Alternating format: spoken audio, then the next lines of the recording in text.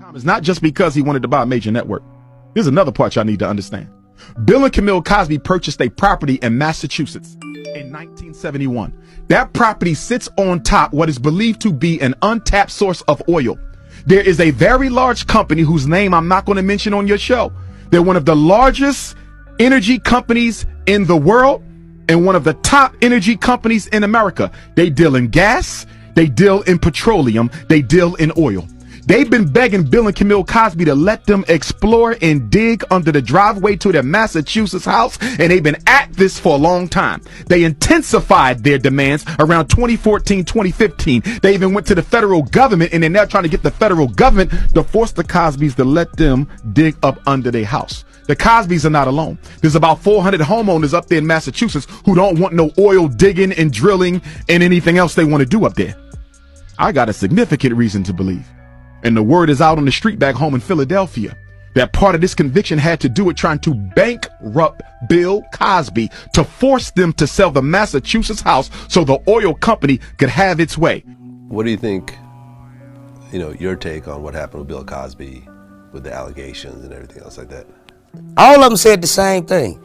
We went to the room. Why would you go to the room of a known married man? Number one. Meaning they're down to anyways. Eddie Griffin has been one of the few to openly defend Bill Cosby, even as the world seemed to turn its back on the comedy legend. I will play you the rest of the video, but before that, let me say this. I'm glad Griffin is smart enough to know that the accusations against Cosby are part of a deliberate attempt to destroy his image. Kanye West said the same thing. Griffin argued that many of the women who accused Cosby of misconduct knew he was a married man, yet still chose to engage in sexual encounters with him. He questioned the logic of their accusations, wondering why they would knowingly go to the hotel room of a married man if they weren't willing participants.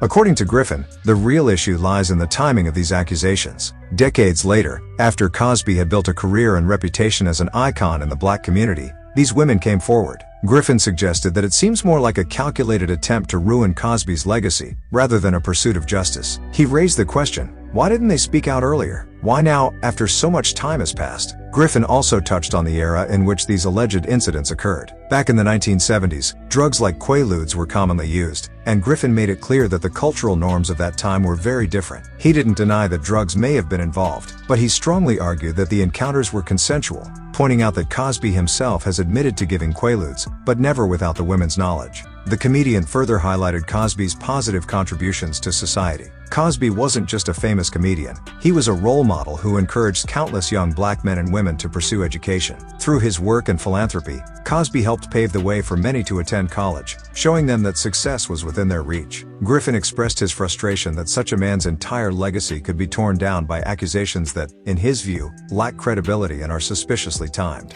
30 years. I don't understand that. I mean, that's a motherfucker robbing me.